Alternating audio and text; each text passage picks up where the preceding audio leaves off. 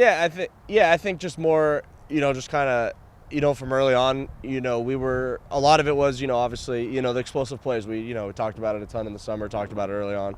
But I think just kind of evolved to where, like most teams do, you end up playing one high on first, and, shorter second downs just to kind of, force them into longer down and distances. And that's when, you can play more of that shell. And it's kind of where I think, kind of we've evolved to, especially this time of the year, obviously, as it continues to get colder and, the weather back here is going to get, worse. Obviously we're going to play more one high and, stop the run because that's how you win games at this time of the year. If you're playing a Jets team, you played in the preseason summer.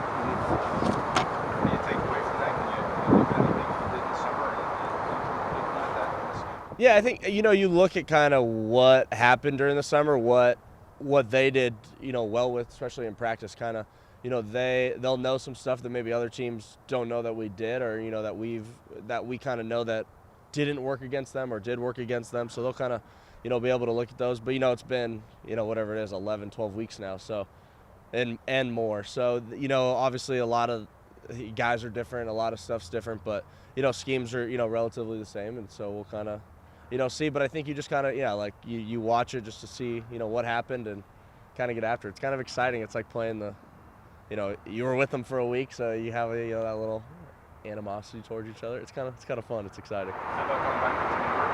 Yeah, that's not fun. You don't like that?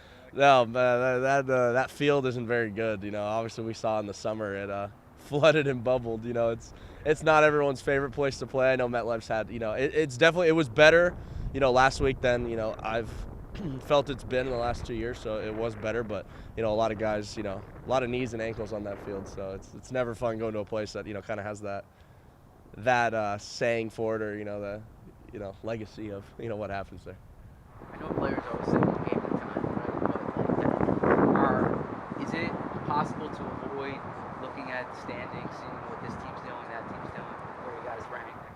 I mean, you definitely look. I mean, it's, like anything, every week we hope Washington loses, we hope Dallas loses, and we hope New York loses. There's no ifs, ands, or buts about that. I think everybody does it, and you should in every division. But you do have to focus on the team you're playing. Obviously, last week we could have controlled beating the Giants. That's something that obviously, you definitely focus more about on an NFC East opponent. But this week, I mean, if we lose to the Jets, no matter what, whether teams win or lose, we drop no matter what. So that's where you get that. You have to focus this week because we have to beat the Jets to, be where we want to be and, start this NFC East run that, we're going to have to go on. How do you guys handle the calls now? So, like, I guess you were thinking earlier, and then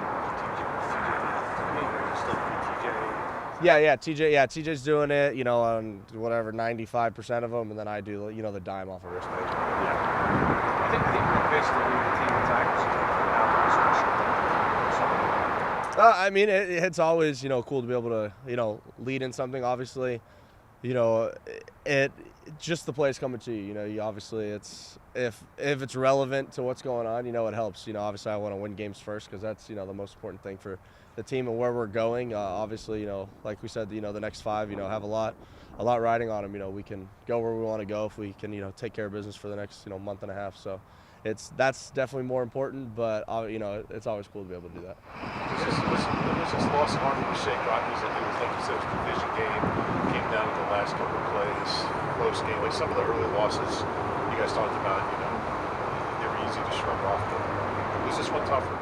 Yeah, I think like you said, it's an NFC East team that we thought we should have won the game. I think everybody, knows how we all felt about it, how kind of how it felt at the stadium. A lot of you guys were there, and it felt like we were going to win that game, really the whole time, and it just never clicked. And so those hurt because, like we said, it's the last 6 weeks. Games we need to win, games we need to be winning at this point if we're going to continue to do what we say we're going to do. So. It definitely hurt, but, just like every other week, you got to, wash it down, take it for what it was, and, let's go and, go back there and beat the Jets. In past years, Doug trended to walkthroughs on Wednesdays this time of year. I see Nick's been doing the same thing. What's the value of that relative to a practice? Yeah, Wednesdays, I think early on in the year, we were getting between, I think, like 25 and 30 reps for a practice. I think now with walkthroughs, I heard a coach yell, like, yesterday, like card 60 something. So, we're getting a lot more plays in, and so it kind of helps. And obviously your legs are staying fresh. We're Wednesdays are our hardest, lift day. So, we're lifting still pretty heavy, and then, we're conditioning in the weight room. So we're getting that piece done then. And then to be able to, knock out all those cards during practice, I think is huge mentally.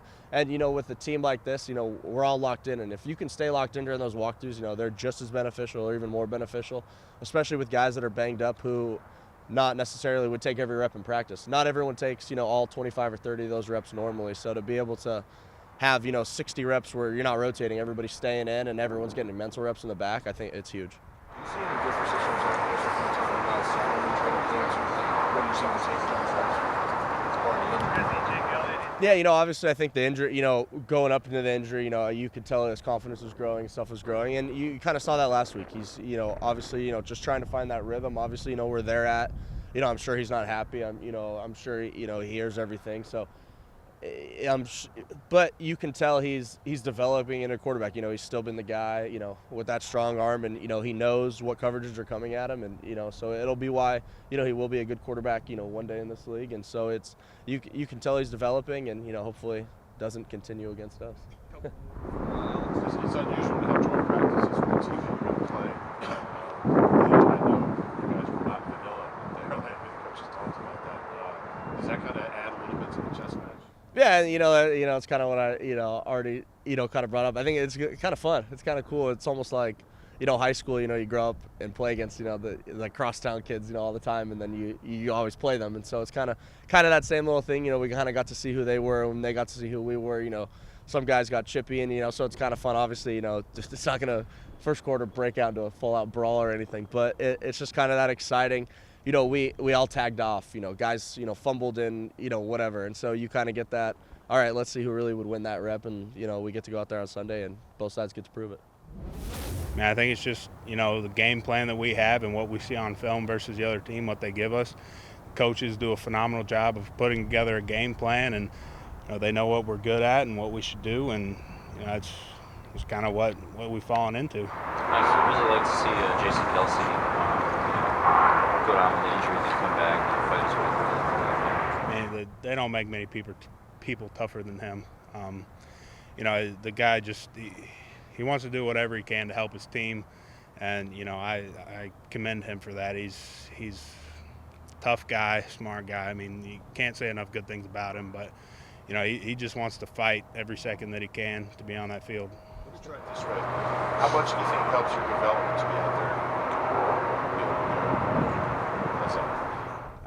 I think it helps tremendously. Obviously, the more you practice something, the better you get at it. So, the more reps I can get every day, hopefully the better I can get and develop. So do you feel like you're playing hard yourself earlier in the season? So it's relative to your standards. Not very good, but a lot of improvement to make, a lot of stuff to keep working on. There's a lot of things that aren't pretty that I don't like, so I just got to keep trying to fix those things and get better every week. Man, it's kind of two different things. They each come with their own,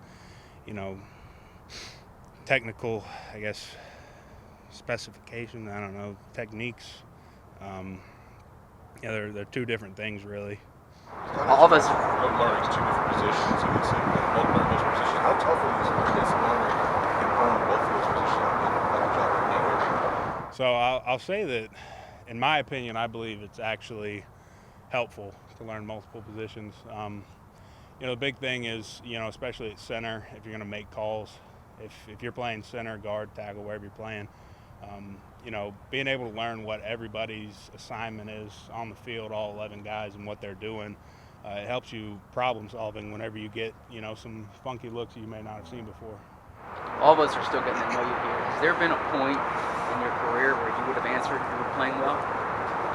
No. So that's just kind of the way you are. That's always going to be your answer. Get complacent. Why would you ever say you're doing good at something? So that's just the way you look at it, right? Like you can be a 10-time Pro Bowler and still be thinking that way. I'm not a 10-time Pro Bowler. Yeah, sure. Have you taken reps at center at all since you guard? I do what Stout asked me to do. I always keep up.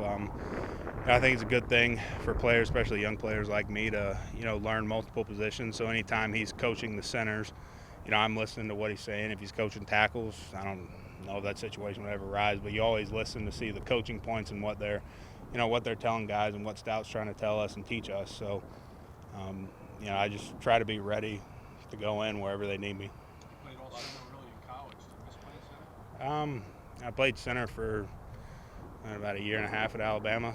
And other times I was at both tackles, both guards. So, been across the board.